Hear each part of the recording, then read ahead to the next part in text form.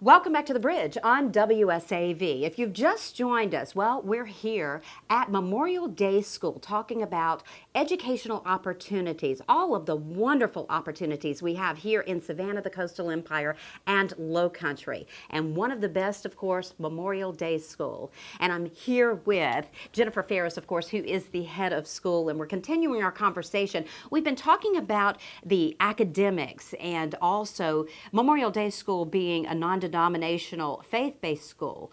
All kinds of extracurricular activities that you can get involved with here.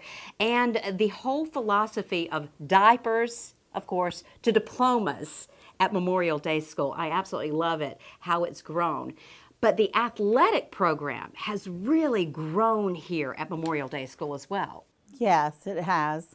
So we offer in the fall, of course, our girls volleyball team has become more and more competitive, and volleyball in general has become more competitive in high school. I remember long ago volleyball was not the sport to play, but all of a sudden it definitely is. And our girls last year, for the first time, had the opportunity to go to the state level and compete. So we didn't win last year, but they sure did enjoy going to that level of competition. And then we have, of course, our football team, and they're And the working football hard. team, I was going to say the football team. Now, you had a lot of success with the football team, and it's really grown over the years. We have. So in the last several years, they've won state championships, and they just love to play the game. Our coach is awesome at making sure that our kids, not only on the field, are doing what they need to do, but also off the field, that academics always comes first. You know, and Jennifer, are you seeing that in the educational systems these days? Because, years ago, you used to hear about, oh, well, this particular student is an athlete. I mean, and he excels athletically. But it seems like more and more we're seeing those athletes excel academically as well. And that's something that Memorial strongly believes in. I think in our world today, you have to. Your academics have to come first. We really strive with our children, with our boys, and with all of our students, just that they put academics first in everything that they do at school, that before any extracurricular activity, we have to have our grades where they need to be. Our football coach hosts a study hall during seventh period every day to make sure that the boys are doing what they need to be doing. He sends out a grade report to make sure that our grades are on point, and anybody that's not, he signs them up for a tutorial with their teacher, so they make sure they're getting any extra help that they might need to get their grades where they need to be. So there's a lot of opportunity, not only for male sports here, but female sports as well. Absolutely, absolutely. So of course, we have volleyball, we have cheerleading for our ladies. We're working on soccer. That is something that they really want to get started. We really will consider any sport as long as we have the interest. We'll try and make it happen for our kids. And I love the fact that here at Memorial, because you have those small numbers as far as the student and teacher ratio, so that you get a lot of academic help, but athletically the students get a lot of opportunity, not only to be a part of a team, but to actually participate and be that person on the field, or doing the actual thing that you're doing athletically. Absolutely. Our kids, we find, play more than one sport normally because we are small and we need them all to participate to make those teams. And if you come to school and don't think that, have always wanted to try something, here you get that opportunity to try. You don't have to be afraid that anybody's going to make fun of you, or that, if you don't have a lot of experience, we're going to help you and get you where you need to be so that you can be a part of our team. Well, and it's always wonderful to hear. I mean, as a parent, my daughter played, volleyball and basketball. And I used to think, okay, how is she going to get all of the academics done? And how is she going to stay on top of that?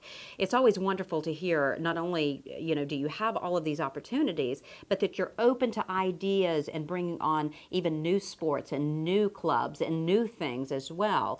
With my own situation, I was worried about would she have time for her academics.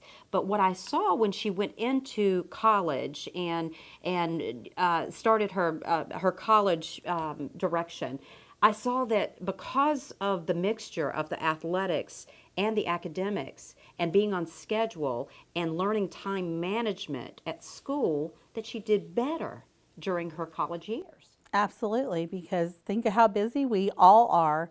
Time management is one of the biggest skills we need to learn. And I think as an athlete or someone who is participating in choir or putting on a play, any of those things, that kids have to learn how to manage their time and how to multitask and get everything done. And that's the world we live in. Our days are busier and busier, it seems. And so I think that's so very important for them. So between athletics and theater or music opportunities, you cover all the bases here at Memorial. Yes, we do. So walk me through a typical day at Memorial, because we know that all students don't necessarily take the same path, and we all know that they learn differently. Right. So you have some students probably going in one direction and some students going in another direction. Walk me through some of how it works here at Memorial. Right. Well, I would say that in the life of all of our students, we have a 7-period day at Memorial. So we have a 7-period day. One of the reasons we went to 7 periods is to give more opportunity to our high school students. This way they can get more than enough credits in. They have time to dual enroll if they want to dual enroll.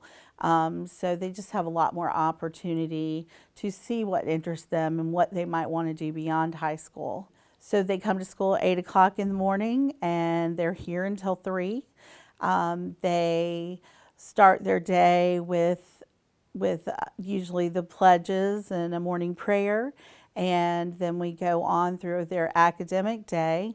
We offer a variety of arts and music and theater programs for our students.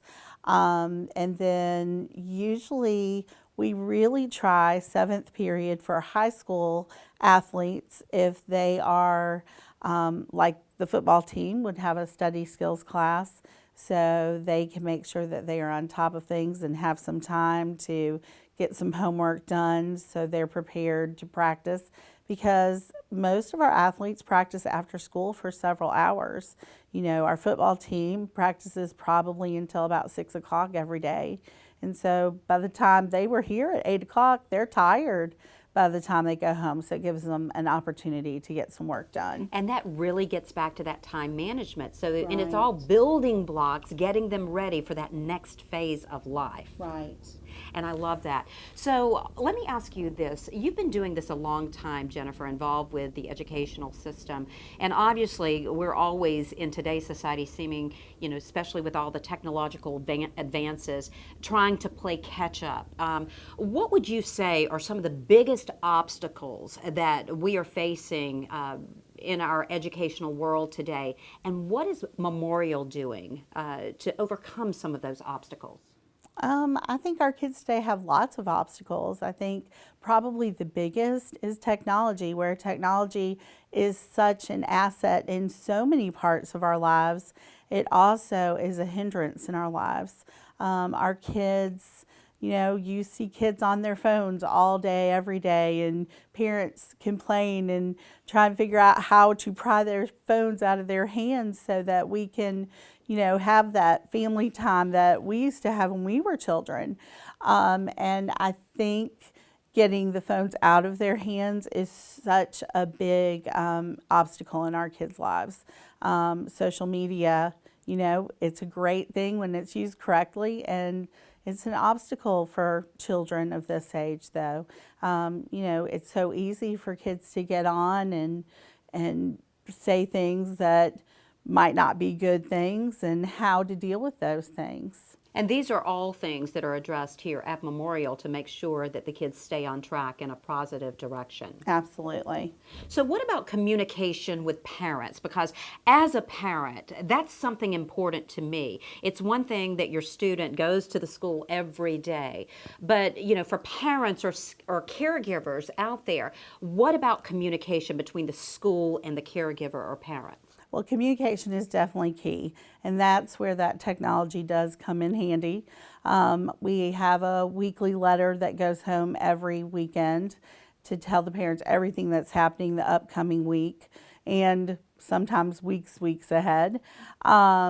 We make sure our teachers are so good at communicating with their parents, letting them know, if their student is struggling with a concept, or make sure to let them know when they're thriving and doing really well. Sometimes, we just want them to know, hey, they worked so hard on this and they did so well, and I'm just proud. I need to brag for a minute. So I think communication definitely, we wouldn't be a success without it, that's for sure. I love that example you just gave, because you're so right, because many times if a school is getting in contact with a parent, you automatically think, oh my goodness, what did they do this time? Right. But many times Memorial believes in, patting those students on the back when they do those good things. And a lot of times you don't hear about those things from your own child. So I love the fact that the educators take it upon themselves to reach out to the parents to let them know. Absolutely. You've been doing this a long time, Jennifer. Why education and why Memorial Day School? I mean, you started off as an educator here. Now you're head of school. Why do you do this? And what does it mean to you to be here at Memorial? Memorial just has a special family atmosphere. When you're here, you just feel a part of one great big happy family. We just love our students. We think of them as our own children, and we just want them to have a great educational experience. Would you say that's what sets Memorial apart from all the rest? Because obviously we know there's a lot of public schools, a lot of private schools out there in Savannah, the Coastal Empire, and Low Country, a lot of wonderful schools, a lot of different options. And sometimes it's right for public school for that student, sometimes private school. But would you say that's what sets Memorial apart from all the rest? I think so. Last year, I have a perfect example. Last year, we had a family come to us and wanted to promote Memorial and asked for one word that described Memorial. And the parent had a child in high school or has a child in high school, and said, what do you think? When you think of Memorial, what do you think? And he says, matter. He said, I matter at Memorial. Ah, I love that. That tugs at your heart. Absolutely. As head of school, that has to mean everything to you. It does. It does. It makes what you're doing worthwhile. It's important. Well, Jennifer, I want to say thank you. Thank you so much for joining us on the bridge and for sharing with us everything about Memorial Day School. A lot of success here. I've seen this school grow so much over the years, and you guys are on the right track and at the top of the list. I want to say thank you for all the work that you do. Well, thank you. Thank you for coming and talking to us and learning more about our school. If you'd like more information on Memorial Day School, all you have to do is go to the information you see right there on your screen. And believe me, they have a website, all kinds of information that you can find out everything you need to know about Memorial Day School. You can also check out our website for more information as well. That's WSAV.com. Don't go away. We'll be back with more of The Bridge right after this. Stay with us.